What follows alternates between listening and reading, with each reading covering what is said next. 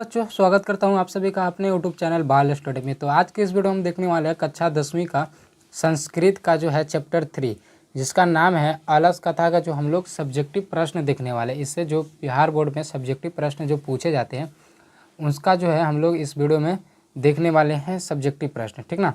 तो आलस कथा में देखिए किस तरह का क्वेश्चन पूछा जाता है वो सभी देखिए हम यहाँ पे लेके आए, ठीक ना।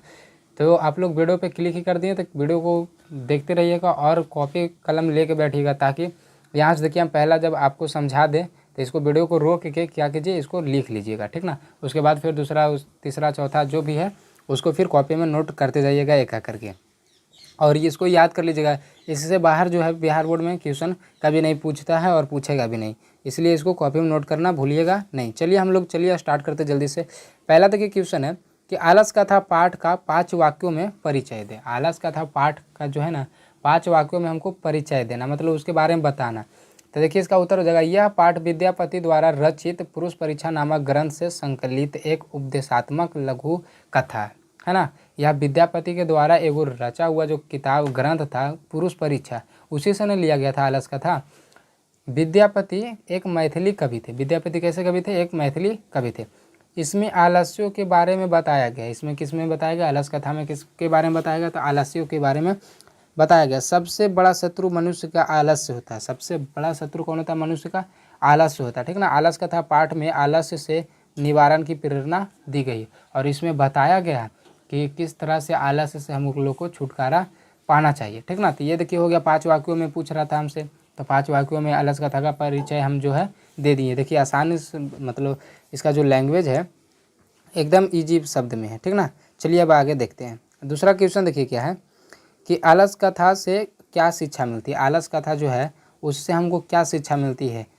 तो इसका उत्तर हो जाएगा मैथिली कवि विद्यापति रचित आलस कथा में आलसियों के माध्यम से शिक्षा दी गई है, ठीक ना। मैथिली कवि जो हम लोग को शिक्षा देते हैं आलसियों के माध्यम से देते हैं। किस तरह से देते हैं? देखिए आलसियों के माध्यम से। आलसियों का भरण पोषण करुणाशीलों के बिना संभव नहीं है। आलसियों का जो भरण पोषण है, आलसियों का जो देखभाल है वो कोई जो है करुणाशील व्यक्ति ही कर सकता है, जिसको बोलते हैं दयावान। दयावान व्यक्ति ही कर सकता है। अब जो दयावान नहीं है तो वो कर ही नहीं सकता है। तो समझे, यानी कि आलसियों का भरण पोषण कौन करता है? तो करुणाशील यानी कि दयावान व्यक्ति ही कर सकता है। अन्यथा जो आलसी व्यक्ति है वो भूखे मर जाएंगे, ऐसे ही मर जाएंगे, ठीक ना। बोल आलसी काम नहीं करते। आलसी जो होते हैं, जो आलसी व्यक्ति होते हैं काम नहीं करते हैं। ऐसी स्थिति में कोई दयावान व्यक्ति ही उसका सहायता कर सकता है। अतएव आत्मनिर्भर न होकर वे दूसरे पर क्या हो जाते हैं? निर्भर हो जाते हैं। क्या करते हैं कि वो मतलब आत्मनिर्भर ना होकर वो दूसरे पर निर्भर हो जाते हैं। जो आलसी लोग रहते हैं उसको मतलब काम से कोई लेना देना ही नहीं है। आप लोग चैप्टर इसका पढ़े होंगे तो मालूम चला होगा कि जो 4 आलसी थे आग लगने पर भी नहीं भागा। वो क्या बोल रहा है कि कोई हमें यहाँ से उठा के बाहर ले जा, इतना आलसी था। सोचिए कि अपना जान भी नहीं बचा सकता है तो खाने के लिए कहाँ से वो कमाने के लिए जाएगा ये सभी, ठीक ना। चलिए अब हम लोग तीसरा क्वेश्चन देखते हैं। तीसरा क्वेश्चन देखिए है आलस कथा का क्या संदेश है। आलस कथा का क्या संदेश हम लोग को मिलता है आलस कथा से? चलिए देखते हैं। देखिए आलस कथा का संदेश है कि आलस्य एक महान रोग है। आलस्य क्या है? महान रोग है। हाँ, सबसे बड़ा रोग, मनुष्य का सबसे बड़ा शत्रु है ये आलस्य, ठीक ना। गुस्सा भी नहीं है। गुस्सा भी कब आएगा? जब आप काम कीजिएगा। तो जब काम कर रहे हैं तो आपके पास आलस्य नहीं है, ठीक ना। तो सबसे बड़ा अगर रोग है, सबसे बड़ा अगर दुश्मन है मनुष्य का तो वो है आलस्य। ऑब्जेक्टिव भी पूछता है यहाँ से कि मनुष्य का सबसे बड़ा शत्रु कौन है? तो 4 ऑप्शन में दिया हुआ रहता है, क्रोध, आलस्य, घृणा, ये सभी 4 करके ऐसे दिया हुआ रहता है। तो आलस से मारिएगा, ठीक ना।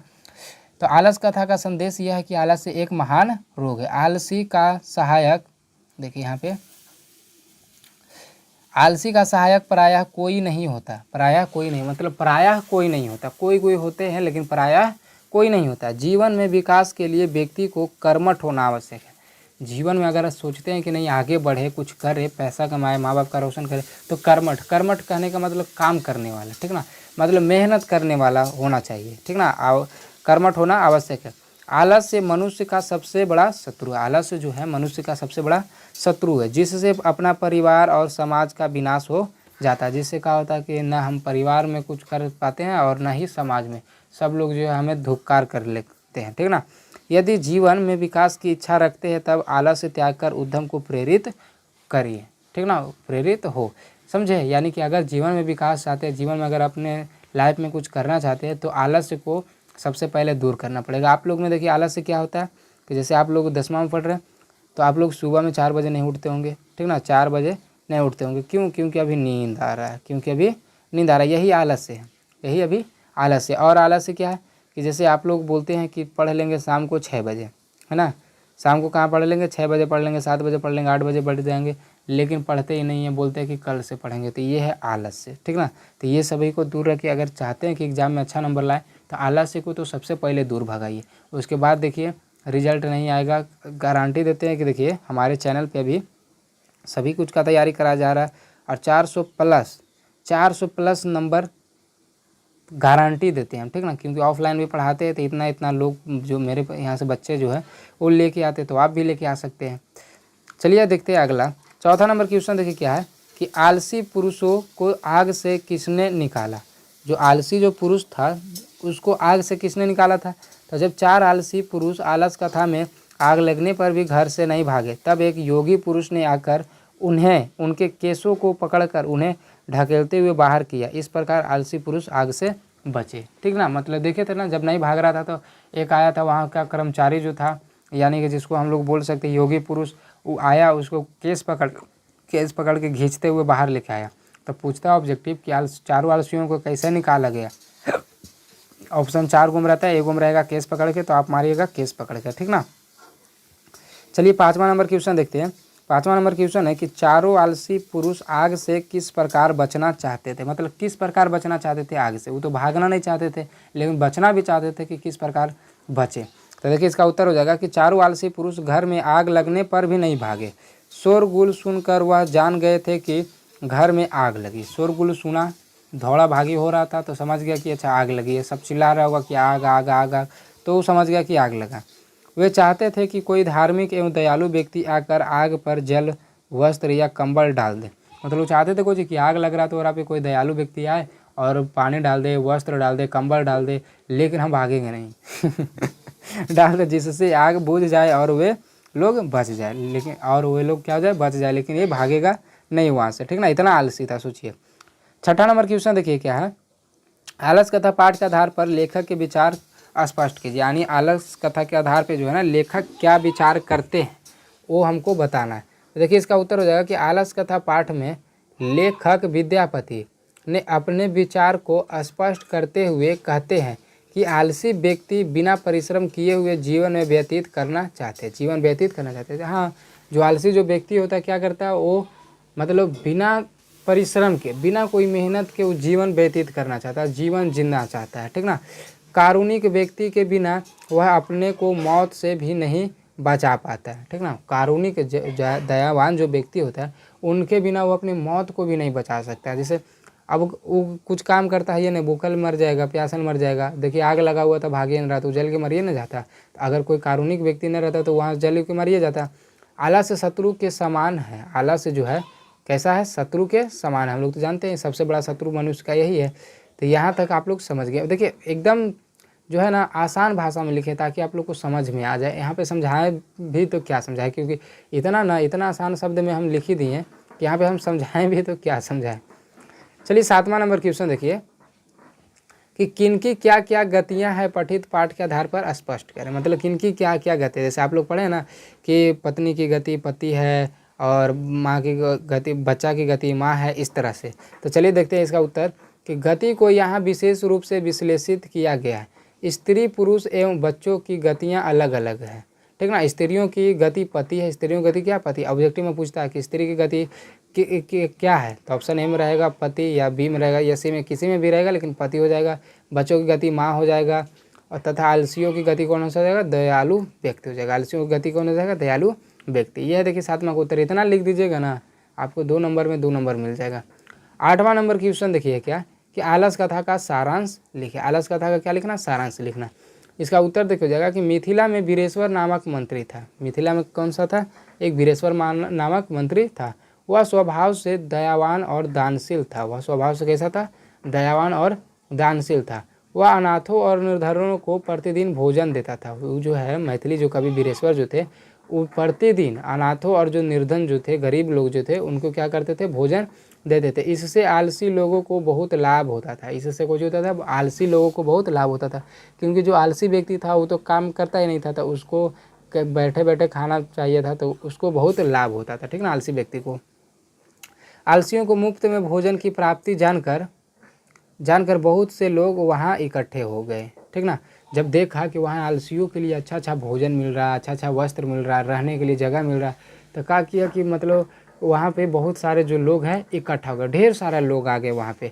ऐसा देखकर धूर्त लोग भी आलसियों का रूप लेकर मुफ्त में भोजन प्राप्त करने लगे। और देखा कि ढेर सारा है, मतलब वहाँ पे भोजन मिल रहा है, तो जो धूर्त लोग यानी कि जो मूर्ख है भी नहीं, सॉरी, जो आलसी है भी नहीं, वो भी क्या करने लगा, वहाँ पे आके और भोजन प्राप्त करने लगा।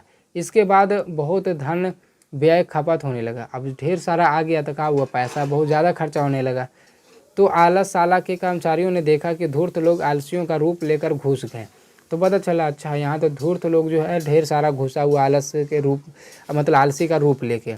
यह हम लोग की गलती है, यह मान रहा है ना, जो कर्मचारी जो है वो मान रहा है अपना गलती कि यह हम लोग की गलती है, हम लोग ध्यान नहीं दिए इसीलिए ये लोग घुस गया, ठीक ना। किधर गया,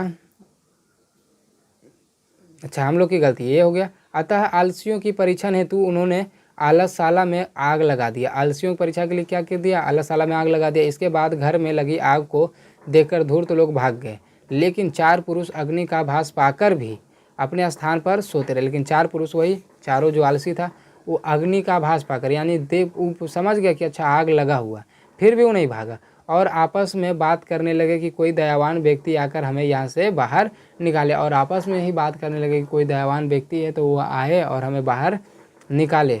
उनकी आपस की वार्तालाप सुनकर, वार्तालाप मतलब होता है बातचीत, उनकी आपस की वार्तालाप सुनकर बढ़ती हुई आग की ज्वाला से रक्षण हेतु उन्हें घर से बाहर निकाल दिया गया।